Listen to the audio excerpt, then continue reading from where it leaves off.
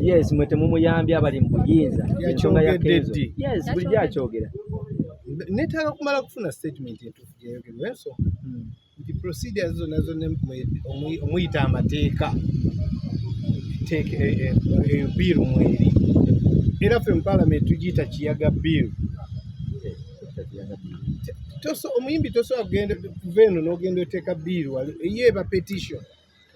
Ne biiru okugitebolinga mu Parliament alina kuba mubaka.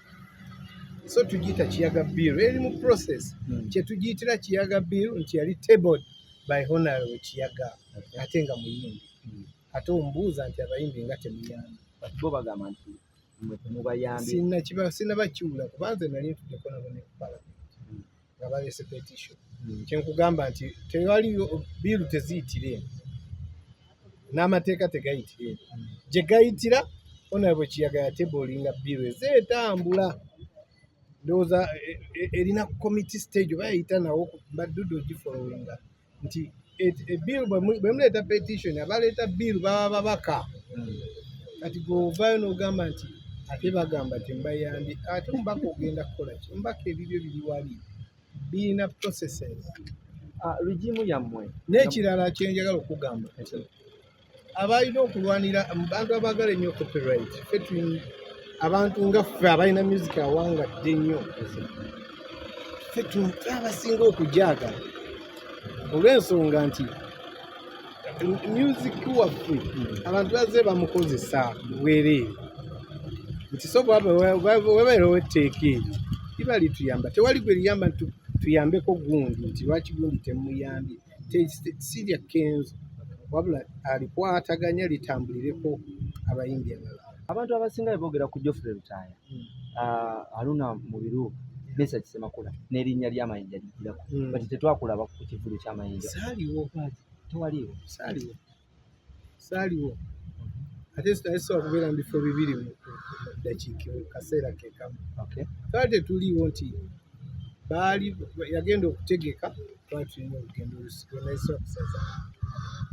Era nali nga ngoberera ebintu bitambula naye ate siringa siriiwo so naye ayinza okuba waali ku lwendikola obutabirawo era si nsonga olw'ensonga kisiteeka nti asazeemu ebintu byonna byonna babadde alina olugendo lw'ebweru ajja asanyusa abantu tuli bantu bakulu kati balina programs ez'enjawulo oli ayinza okubeerawo oba obutakola ki.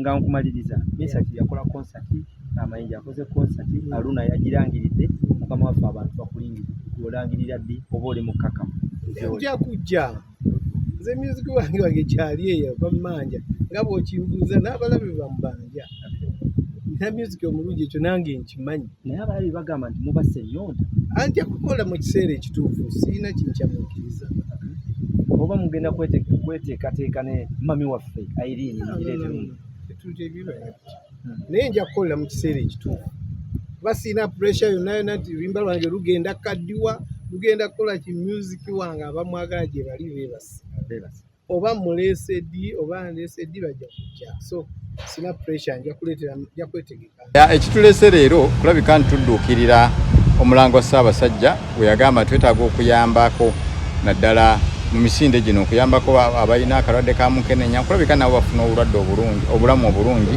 n'okwewala abatannabufuna kubufuna ko akawuko kafuna si musango osobola okubeera nako mu ngeri ennungi katikasaasaanira balala naye ate oba tonnakafuna ate ekisinga okuba kirungi ennyo kyoba weeyagala bweyagazi n'okuba n'obulamu obulungi so wadde agamba nti abasajja tulina okwenyigiramu ennyo naye ate n'abakyala nabo balina okyenyigiramu ennyo kubanga bebasinga okuvaako kanaaluzaala bebasikiriza omuntu ng'atambula ali ku ye yeetambulira oli omukazi n'atambula n'amulaba ng'alabise bulungi n'agamba ki kino so singa abatayiseewo osanga oli teyandikirabye so mulimu gwaffe n'abasajja okwekomako amaddu n'abakyala okunywera ku baami baabwe. Katikkiro agambye mwe abasikiriza abaana abawala. Tetusikiriza abaana abawala abawala basinga tusikiriza kuba be baakula obulungi ffe twakola bulungi omwana akuyitako wali n'omulaba nga yenna atambula ati n'ogaa ye tukoze tutya mwakola ssente kakati mu mbeera eyo nti kiri sayidi zombi si sayidi emu yokka. Honorable balamu bamuwadde obwa minisita nga gwe omwero kamingo otya oba kagambo kikoosobola omuwa na challenges kizagenda ofeesinga. Balamu okumuwa obwa minisita si kyewunya kubeera ekyo bulijjo kyakolerera bwegabagezaako omusasula okulabika nti awagidde ekintu ekikyamu ebbanga ddene. N'olwekyo Balamu n'andigambye nti muyozaayoza okujja okukolera mu gavumenti enfu era nkakasa naye talina kyagenda kukola nga banna bwe babadde kubanga ebintu byonna byafa. Naye ye ng'omuntu ekitiibwa akifunye yajja kutambula ebweru nga yeyagala nti nga ndi minisita naye ku bulamu bw'Abannayuganda nti azaabukyusi tewali. Bw'aba ye yabasiba batandikireko kijja tukola bulungi kuba ffe twagala abaana abo baveeyo. So twagala ddembe ly'abaana abo. Honorable nga mu fraternity ya music nga mwe abategesi b'ebivulu oba muli bamaneja b'abayimbi Balamu kikyasobola bakolera ng'ayisawo mu mbeera. Balamu kyasobola okukola kwogera na mukama we Mwai Museveni ave ku bukulembeze kyekijja okuyamba eggwanga awamu kuba saagala nnyo tutunuulire tube n'abantu batono tulowooze mbu kati abayimbi si be bokka n'abasasula okujja mu bayimbi babonaabona lwaki otunuulira sayidi emu.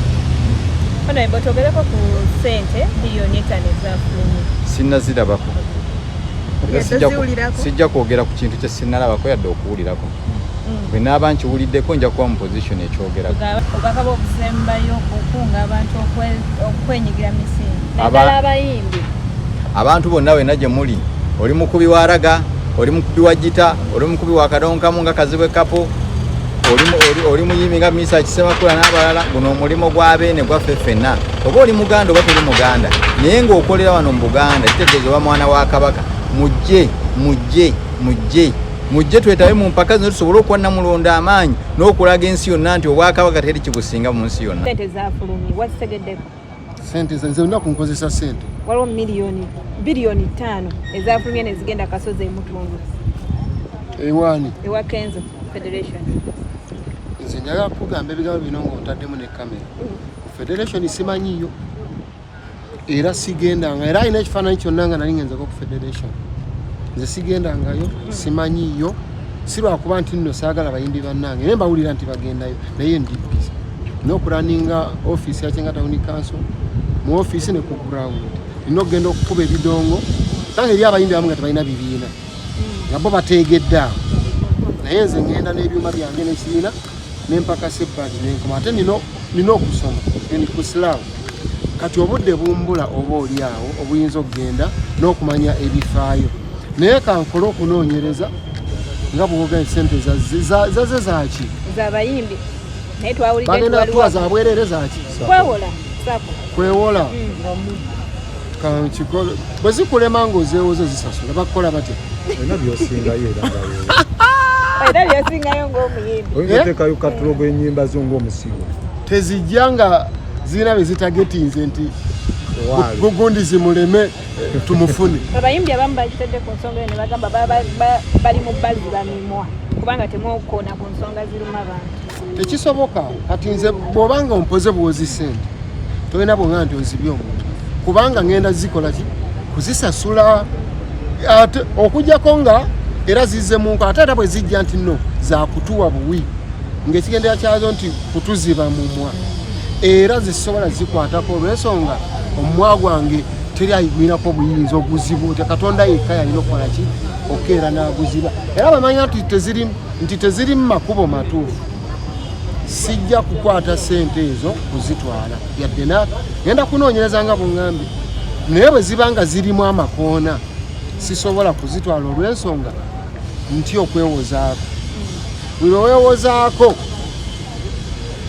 kagamba buli okola ekintu nga ogenda kwewozaako omuzungu agamba nti it's like someone who puts himself in a state of kwagamaye in a state of confusion oba weetadde mu mbeera ey'obusoberwa buli oweewozaako nti omuntu obatizaako ebitaano bigaana okukola ki kumatira nolwekyo sisobola kukwata sente nga zirimu okwewozaako nebbala mwasooka atandike bwe binaalemera ffe wetujja okugambira nti twamulabirawo nga tajja bikola ki nti okukola prediction egy'okudiba omusajja agiprovinga wrong nga mugambe tajja kusobola ate agenda asobolera awo binziri negendereza nnyo nze nga njogera ebigambo byange kansooke nninde ebbalamu simwinaamu nnyo bwesige bw'amaanyi nnyo ate era simululi nga out nti tasobola naye kansooke mutunuulire ndabe bw'ayinza okwikola kuba nti ayagala nnyo ayinza okwekubira ennyo omanyi bw'oba minisita olina okubalansinga nga Katikkiro bw'agambye nti taatawo teyakuzaala omu mubaamu omuddugavu, omweru, omumpi, omulema, omutamiivu, omufaazi, omusamize ate n'omusaseredoti. So mu bufunze Balamu nanga agenda okwekubira sayidi emu anoonye abantu ba sayidi ki emu. So nga minisita wa ggwanga so si minisita wa NRM ekyo kigenda omutawaanya kyokka. Balamu yajja kulowooza nze ku bwongo bwe nga bwe mbulaba ajja kulowooza nti minisita wa NRM so minisita waki wa ggwanga. So Balamu nkuku kale mu bufunze muyozaayoza okufuna obwa minisita naye simusuubirayo kuyamba balala kubanga bw'obanga Balamu nno omuvubuka oyo mulaba Mukama yamuteekako ekisa ali bulungi ate mugagga ate atambula n'abantu abayinamu. Njagala ombuulire olunaku lwe walaba ku Balamu ng'ayamba. Balamu tayamba, Balamu tataasa, Balamu tabeererawo muntu okuggyako nga waliwo kamera eziri awo ng'agenda kukikola ku lwa NRM kuba NRM yajagala ate agibeereddewo. Tetulina kye tusuubira mu Balamu. Balamu nze siina kibi kinali mukoledde, sinali mukozi naye y'omu ku baali emabega b'okunzijamu obwesige. Naye nga ssente z'abapromota zonna baagenda okuzifuna zonna mu lockdown baazifuna nga ndi kakiiko akasalawo ate ng'ekigambo kyange kinene nnyo. Wano mu ndongo mu Uganda saala nnyo bintu byakwewaana.